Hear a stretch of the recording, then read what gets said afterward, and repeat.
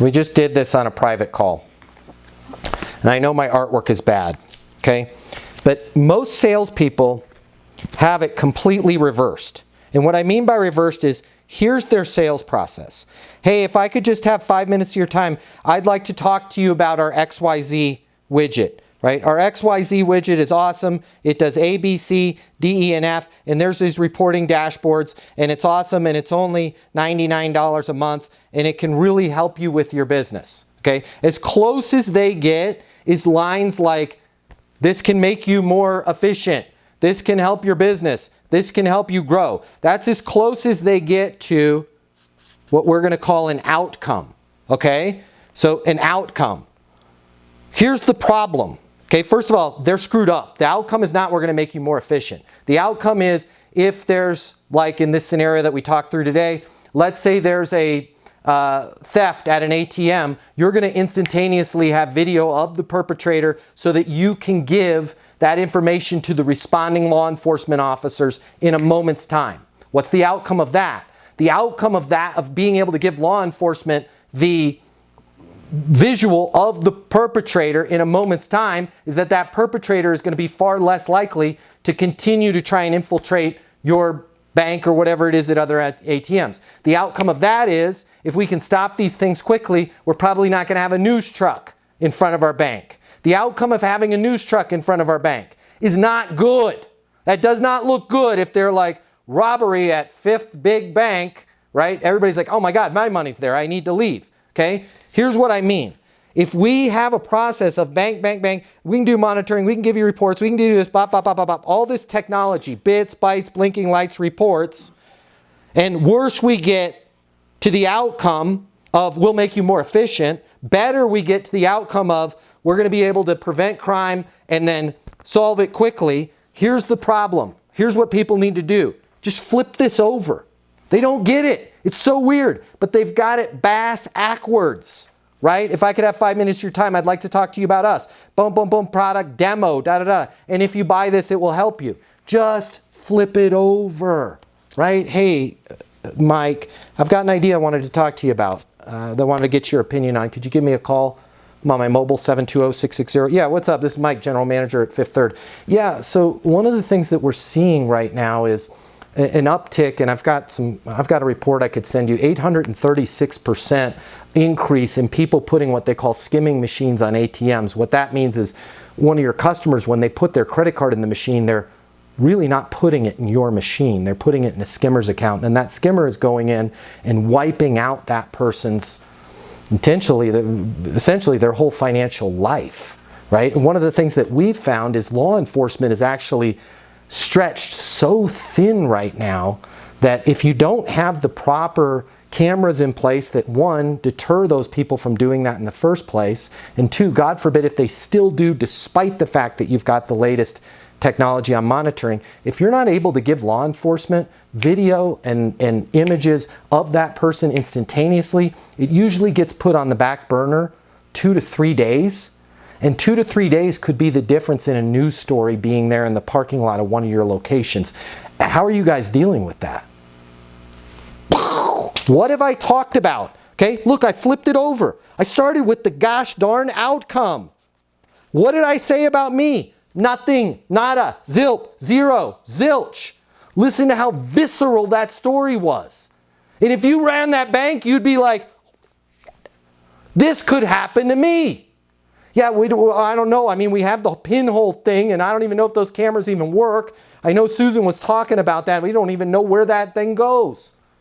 Yeah, I mean, that's an issue. Does it make sense for me to get our team in there? We can show you in a minute and a half how easy it is to have this video file, be able to give that to law enforcement. And I'd love to actually bring the device and show you what it looks like, because this is one of those things that when a perpetrator sees it, they typically keep walking. But if they don't, we're going to know exactly who it is, and you're going to know exactly who it is in a moment. Does it make sense for me to bring a device by the branch and show it to you? Yeah, absolutely. Can you be here tomorrow? But if you just, it frustrates the hell out of me. Because this is what we do. If I could have 5 minutes of your time, I'd like to talk to you about our new surveillance technology. Now I'm all set. Thanks. Bye. Right? News in your lot. On the 5 o'clock news. People are getting robbed at your bank versus 5 minutes of your time, new technology. Robbed at your bank, new technology. Robbed at your bank, new technology. Start with the damn outcome. When you slow the process down in the beginning and start talking about the outcome, you will speed up the result in the end. When you have this conversation in the beginning, does this person need to see everything in your demo? Nope. Do they need to go through all of your reporting? Nah. Do they need to see all of the different modules and bolt-ons and add-ons? No. The contract is closed because of the fact that you told me you want to ensure that all 64 of your branches have the latest and greatest technology to deter theft, and God forbid something happens, you're able to give the law enforcement when they're there, which may be the only time you're going to be able to speak with them within, say, 60, 90 days because they have 500 other cases they're dealing with. You're going to make sure that you're equipping them with everything possible in order to find that person and stop this from happening. Does it make sense for me to get installed in all your branches? Hells yes. I didn't even ask you, what does it cost?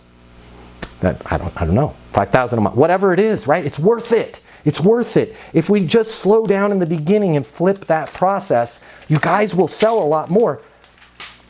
But you're not doing it. You're still calling people and say, hey, I'd like to talk to you about how we help, blah, blah, blah, blah. Give them a story. Slow the process down. Don't talk about what you sell. Talk about the outcome of them getting it, right? What are you making right now? Oh, I'm doing $150,000 right now. Where would you like to be? Never really thought about that. If you were to think about it, what would that number be? Number one rep in our office sold $750,000. Made $750,000 last year. What's preventing you from selling as much as they sold? I don't know, it just seems easier for them. When you say it seems easier for them, can you give me a specific example?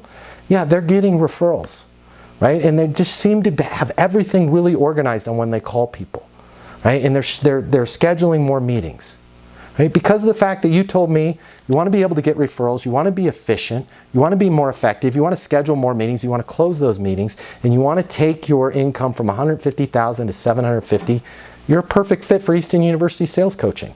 Does it make sense to get you on board so we can get you on that path to $750,000? Yeah. How do you say no to that, right? I want $500 as of today. Right now it's $500. Price is going up pretty soon, but as of today it's $500. I want $500 a month to show this person how to go from $150,000 to $750,000. That's a $600,000 delta for a $500 a month investment. What if I'm lying? Which I'm not. We have 1,000 video testimonials. What if we get halfway there? It's a $500 a month investment for $300,000 return. The reason why I'm able to close so many deals and my people are able to close deals is we slow the hell down in the beginning and figure out what's your biggest reason for wanting sales coaching. Where are you at right now in terms of income? What's that next financial milestone you want to achieve? That's the conversation that we have before we ever talk portal access, 2 weekly lives, certified master sales consultant credential. We don't talk about any of that stuff until we learn what's going on in that person's life. It just makes things easier. Flip the script.